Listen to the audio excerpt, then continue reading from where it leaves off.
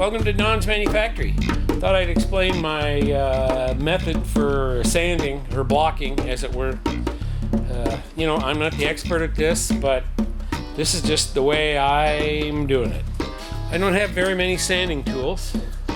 This first one is just a long block, long Durablock, and I have 220 on this, and I used it. Actually, I got done using it here. Let me spin you around. There you go. So I used it to do the initial leveling with the 220, but you'll notice I don't take it all the way down smooth. You can still see some of the guide coat left in the rough spots.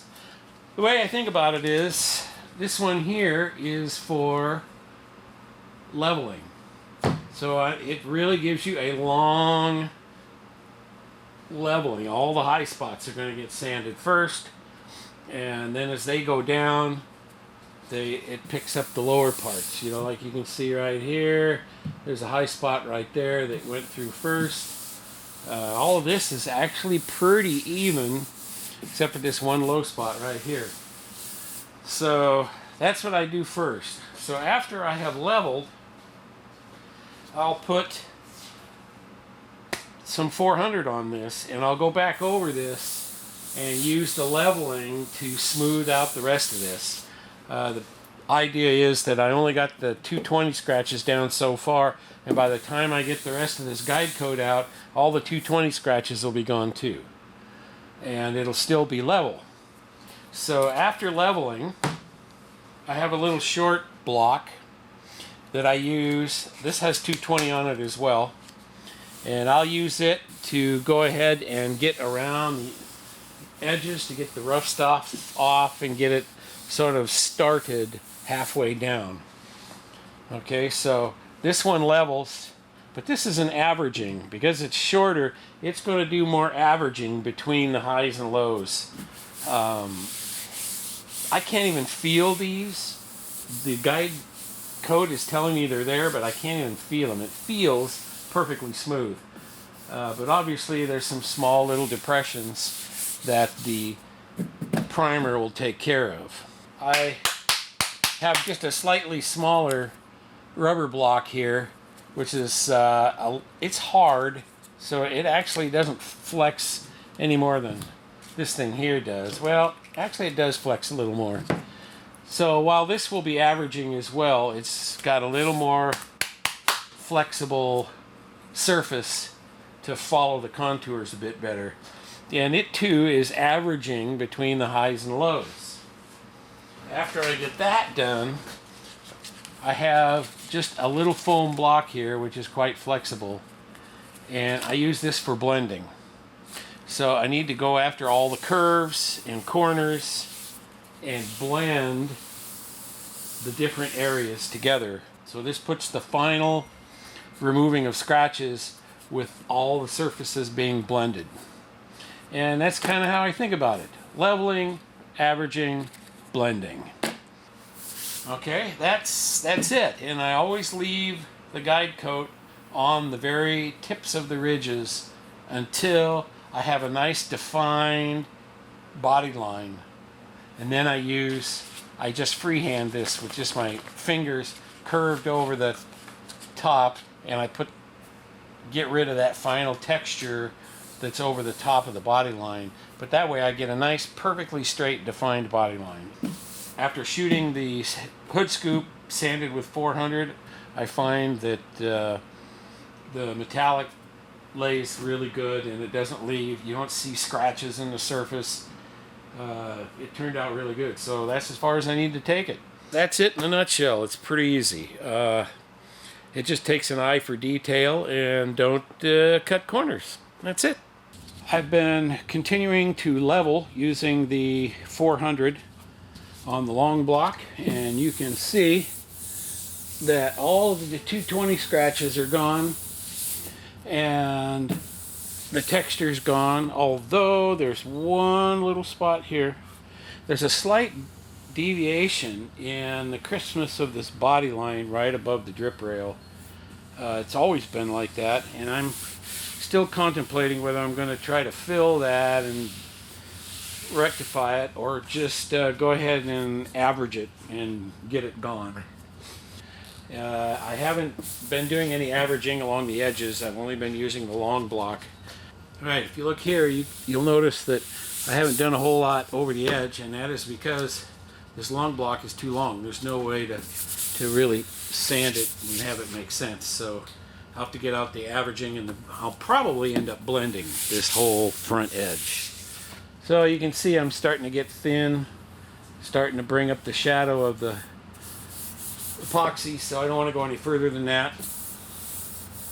I have used the blending now, the little foam pad, to blend in this front angle here, and I got it all worked out. There's no low spots at all. This is all blended. I used the averaging block for this and the foam pad for this. I also have this. Let me show you this. I just have a round. I took the initial cut off of this curved part with this round foam block, I guess you could call it, and then I used the blending foam pad after that, and you can see I still have my body lines that I haven't taken the point off of yet. So I thought I'd include some time lapse of me blocking out the passenger side of the top of the car. So here, yep, I'm using 400 on the long leveling block and just going after it.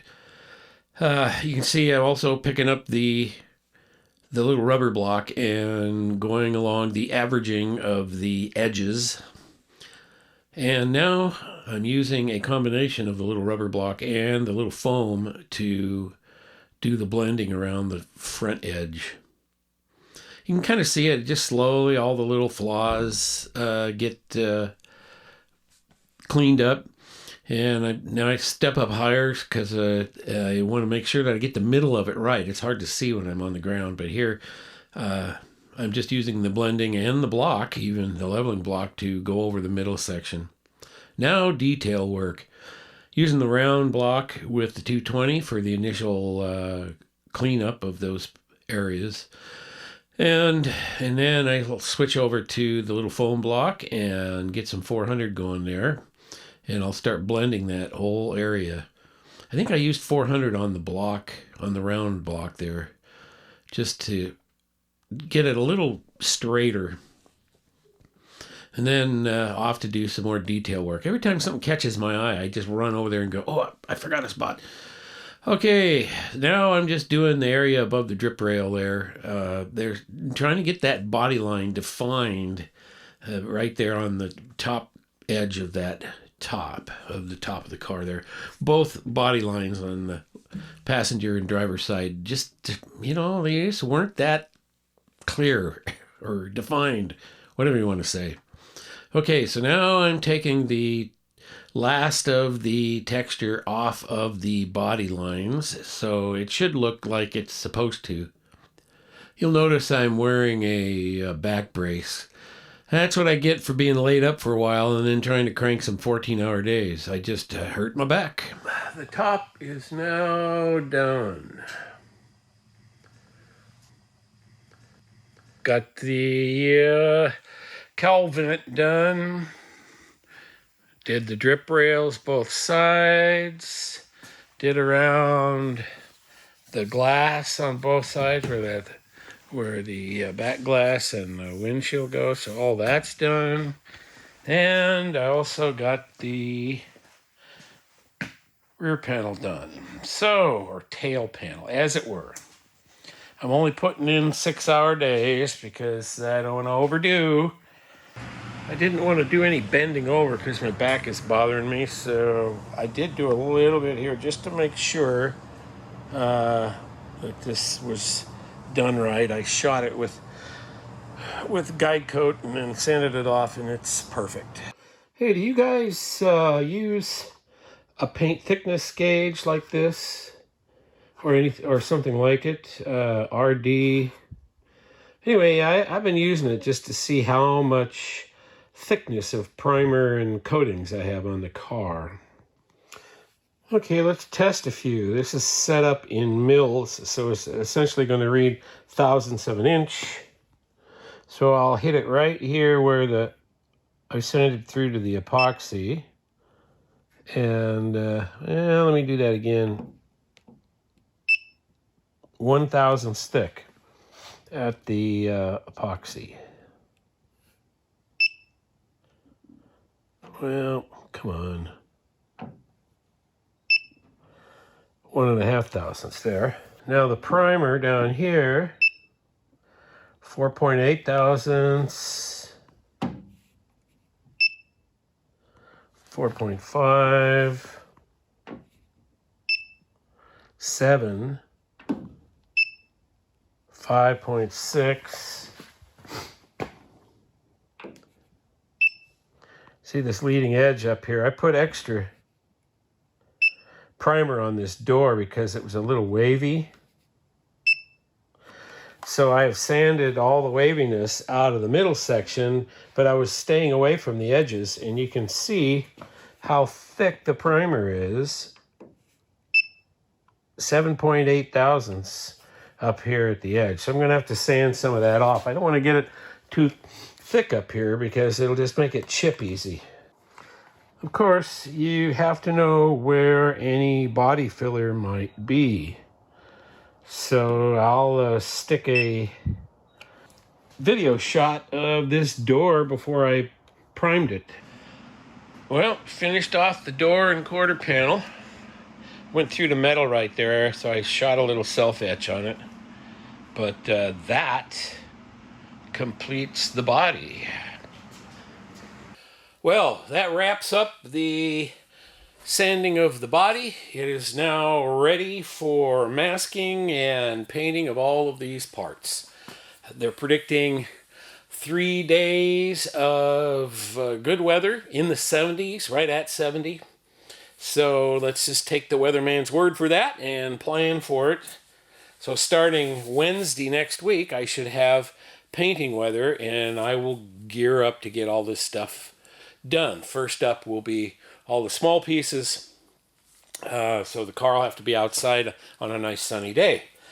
Okay, so, oh wait, before I do that, I've got to put seam sealer on the passenger side down there at the bottom of the quarter. Let me do that. I just mask it off and smush in the seam sealer.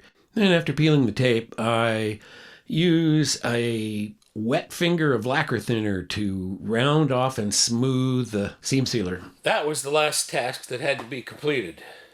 The rest of it is just masking and cleaning up. I've got to clean the paint booth and the garage and everything. Boy, it's really a mess. Thanks for watching Don's Manufactory. I'll catch you later.